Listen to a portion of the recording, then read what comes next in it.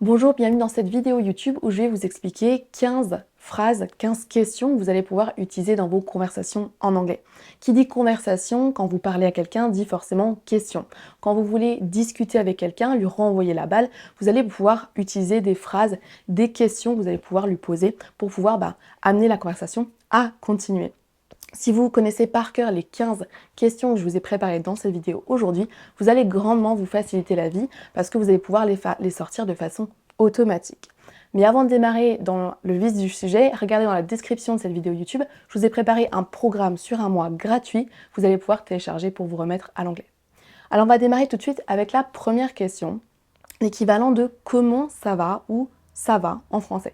C'est une question que forcément vous allez poser tout le temps quand vous rencontrez quelqu'un, que ce soit la première fois ou non, vous allez pouvoir lui demander comment ça va, est-ce que ça va. On a plusieurs alternatives en anglais. Vous pourriez demander How is it going? How is it going? Également, How are you doing? How are you doing? Vous avez aussi l'alternative simple que vous connaissez sûrement déjà, How are you? How are you? On a également How do you do? Qui est peut-être un petit peu moins utilisé à l'heure actuelle que la précédente. How do you do? Et la dernière que vous pourriez utiliser dans un contexte assez informel, c'est un petit peu slang, qui est What's up? What's up? Voilà pour donc comment ça va. Vous pouvez vous habituer à l'utiliser et alterner pour pas toujours demander la même chose. How are you? Vous avez donc maintenant des alternatives. La question numéro 2 qu'il faut connaître par cœur, à mon sens, c'est comment ça va depuis le temps, quoi de neuf? Là, vous montrez à la personne pas juste que vous voulez savoir comment ça va, vous voulez qu'elle vous parle un petit peu de ce qu'elle a fait les derniers temps, quels ont été ses projets, qu'est-ce qui s'est passé dans sa vie dernièrement. Voilà donc 3 alternatives. How have you been? How have you been? Là, clairement, on ne demande pas juste est-ce que ça va, en gros, qu'est-ce que tu deviens, comment ça va depuis la dernière fois. On a également What have you been up to lately? What have you been up to lately? Lately, qui veut dire dans les derniers instants, récemment. Qu'est-ce que tu as fait de beau, en gros, dans les derniers mois? Qu'est-ce que tu deviens? Et la dernière, toute simple, what's new? What's new? En gros, quoi de neuf? Là, par rapport à la précédente, vous demandez un petit peu plus d'infos. Vous lui demandez à la personne qu'est-ce qu'elle a fait, quels ont été ses projets dans les derniers mois, par exemple. Numéro 3, on a 3 alternatives pour dire « et toi et vous ». Vous savez peut-être qu'en anglais, pour dire « toi et vous », on dira tout simplement « you ». Il n'y a pas de vouvoiement en anglais, que vous disiez « you and you » ou que vous disiez « et vous » ou « et toi », c'est exactement la même chose en anglais. Voilà 3 alternatives pour changer un petit peu. Vous connaissez certainement « and you », pour demander « et toi et vous ». Ça va vous servir quand vous êtes en train de dire quelque chose vous-même, par exemple « I've been to the US ». In my life, I've been to the US, I have traveled to the US.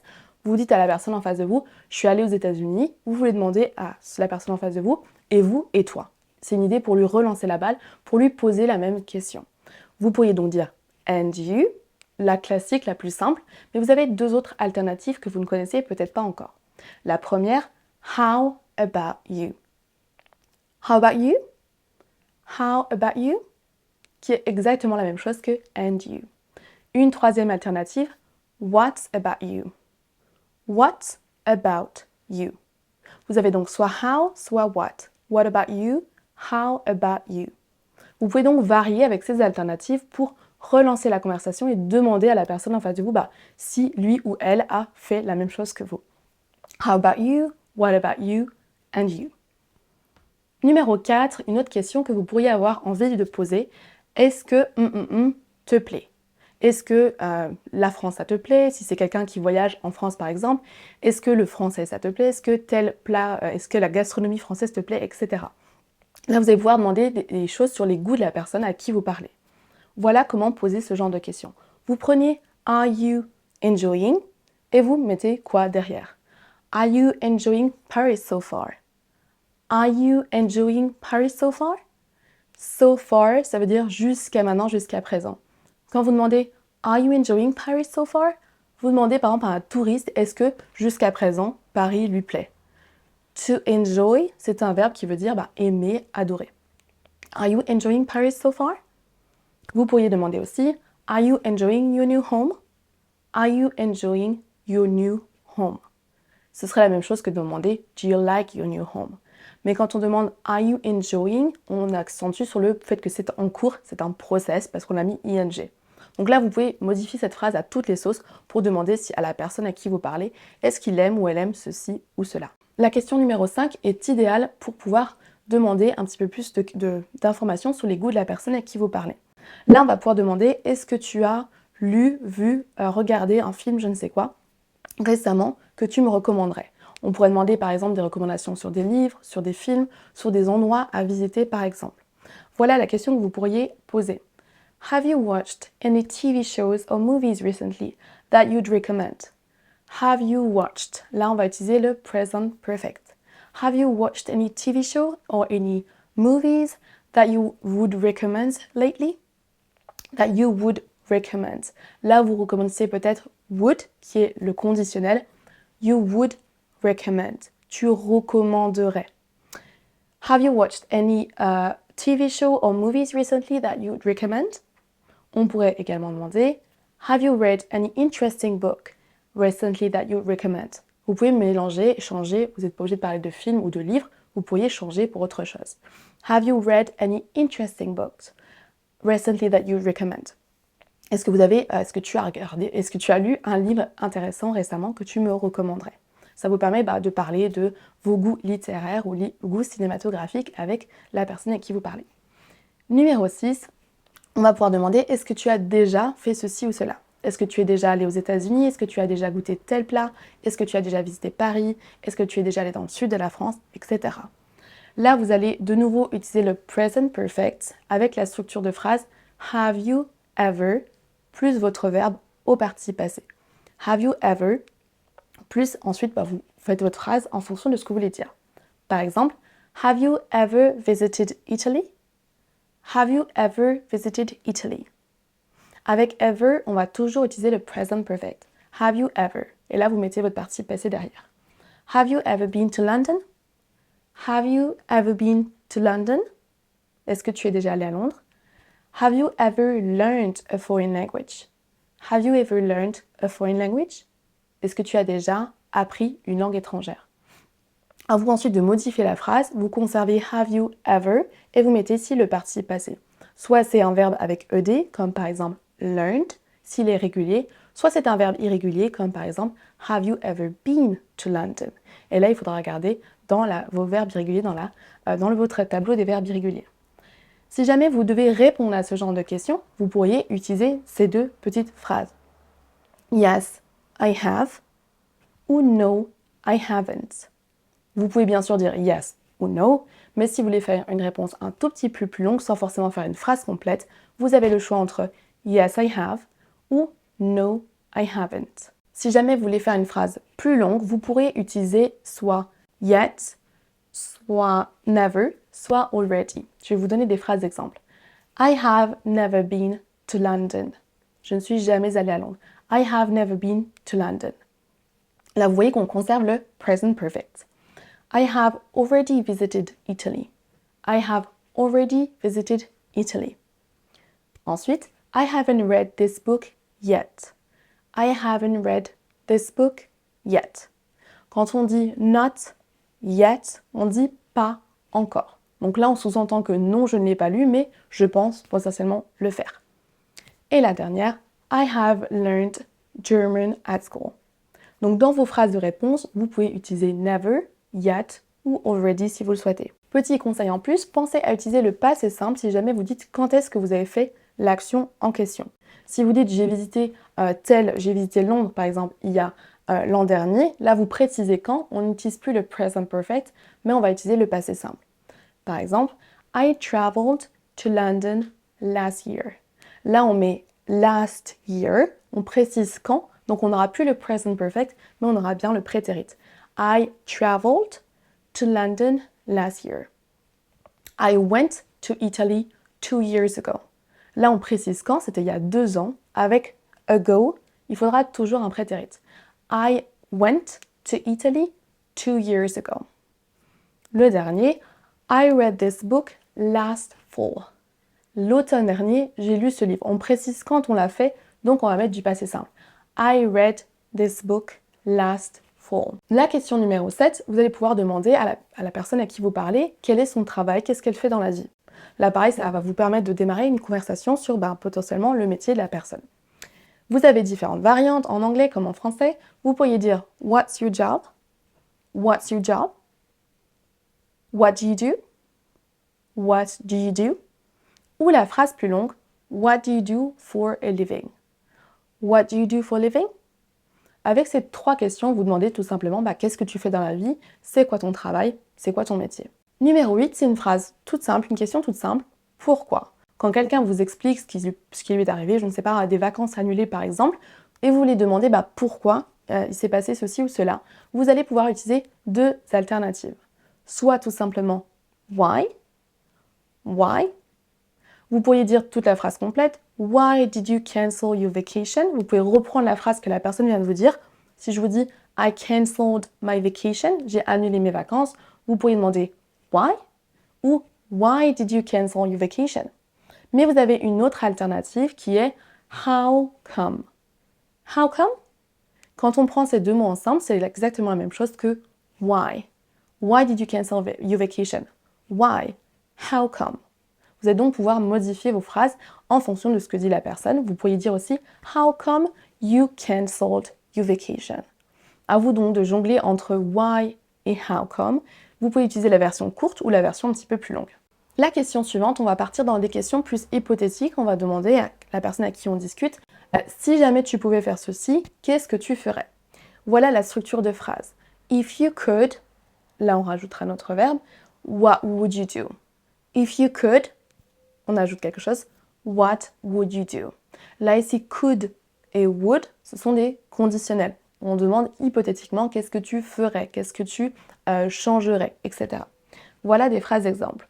If you could live anywhere in the world, where would you go? If you could live anywhere in the world, where would you go? Si tu pouvais vivre n'importe où sur la planète, dans le monde, où est-ce que tu irais? Qu'est-ce que tu choisirais? If you had €1,000,000, what would you do with the money? Si tu gagnais 1 million d'euros, qu'est-ce que tu ferais avec cet argent? Ou encore, if you could learn a new foreign language, what would you choose? If you could learn a new foreign language, what would you choose? Si tu pouvais apprendre une nouvelle langue étrangère, qu'est-ce que tu choisirais? What would you choose? C'est du conditionnel, donc en français on dira choisirais. Numéro 10, on peut poser cette question pour proposer quelque chose à quelqu'un. Par exemple, et si on allait manger quelque chose? Et si on allait boire un verre? En anglais, on va pouvoir utiliser how about plus verbe et ing. How about, c'est l'équivalent de et si on faisait ça? Est-ce que ça te dirait d'aller boire un verre? Et si on allait manger quelque chose? How about eating out? How about eating out? Ce qui veut dire et si on allait manger un morceau? Et si on allait manger au restaurant? Ou alors, how about going for a walk? How about going for a walk? Qui veut dire, et si on allait faire une petite promenade? How about meeting next week? How about meeting next week? Et si on faisait une réunion, et si on se retrouvait la semaine prochaine? How about, verbe plus ing, donc pour faire une suggestion et proposer quelque chose. Avec la question numéro 11, vous allez pouvoir demander à la personne à qui vous parlez quels sont ses plans, quelles sont les choses qu'il a ou il ou elle a prévu de faire pour, après, vacances, le week-end, etc. Vous pourriez dire « Do you have anything planned for ?» et vous insérez qu'est-ce que vous voulez demander. « Do you have anything planned for the weekend ?» Do you have anything planned for the weekend? Est-ce que tu as quelque chose de prévu pour le week-end? Et là, vous pouvez garder « Do you have anything planned ?» et vous pouvez changer derrière qu'est-ce que vous voulez mettre. Do you have anything planned for your birthday? Do you have anything planned for your birthday? Est-ce que tu as quelque chose de prévu pour ton anniversaire? Do you have anything planned for your vacation? Do you have anything planned for your vacation? Est-ce que tu as quelque chose de prévu pour tes vacances?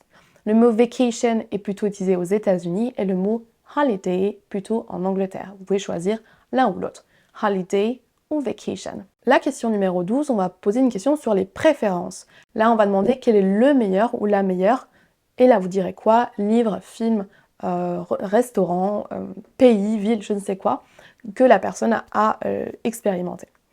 What's the best? Vous mettez quoi? What's the best movie, book, etc. you have ever watched, read, etc. Voilà des phrases d'exemple. What's the best movie you've ever watched? What's the best movie you have ever watched? Là, de nouveau, on retrouve le present perfect et on retrouve le petit mot ever, qui veut dire quel est le meilleur film que tu n'aies jamais regardé, par exemple. What's the best country you have ever visited? What's the best country you have visited? Le petit mot ever est optionnel, vous pouvez le mettre ou ne pas le mettre. What's the best food you have eaten? What's the best food you have ever eaten? Vous pourriez aussi demander tout simplement What's your favorite? What's your favorite music? What's your favorite food? What's your favorite country? What's your favorite language? Vous pouvez choisir l'une ou l'autre de ces deux phrases. What's your favorite? Ou What's the best you have ever watched, par exemple. Numéro 13, on va demander à la personne de faire un choix. Quelles sont ses préférences? Est-ce que tu préférerais ceci ou cela? Vous pourriez demander avec cette phrase. Would you rather or Would you rather? Là, on reconnaît would, le modal qui sert à utiliser le conditionnel. Would you rather? Est-ce que tu préférerais? Est-ce que tu préférerais ceci ou cela? On pourrait demander aussi tout simplement Do you prefer this or that? Would you rather ou do you prefer? On va voir des phrases d'exemple. Would you rather live in the countryside or in the city? Would you rather live in the countryside or in the city? Est-ce que tu préférerais vivre en ville ou à la campagne? Would you rather travel in France or abroad? Would you rather travel in France or abroad? Est-ce que tu préférerais voyager en France ou voyager à l'étranger? Do you prefer summer or winter? Do you prefer summer or winter? Est-ce que tu préfères l'été ou l'hiver? À vous de choisir donc entre do you prefer ou would you rather this or that. Numéro 14, là on va demander la fréquence à laquelle la personne à qui vous parlez fait quelque chose. Là on va utiliser how qui veut dire comment et often qui veut dire souvent.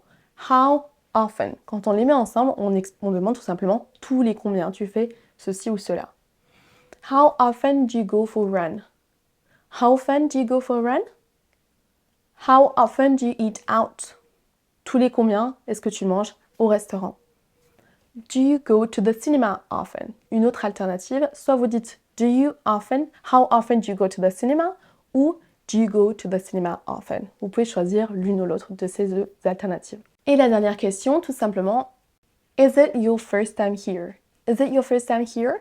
C'est une question que vous allez pouvoir poser à un touriste par exemple qui serait en vacances quelque part en France. Vous pouvez lui demander est-ce que c'est la première fois que vous venez ici? Là, c'est un bon starter, un bon démarrage d'une conversation. La personne pourra vous dire non, je suis venue en France tous les ans depuis 10 ans, etc. Ou non, c'est la première fois, j'adore, etc. Donc c'est une bonne phrase, une bonne question pour démarrer une conversation. Is it your first time here? Is it your first time here? Voilà, c'est tout pour moi pour cette vidéo. Je vous retrouve dans la prochaine et je vous souhaite une très bonne journée. Bye!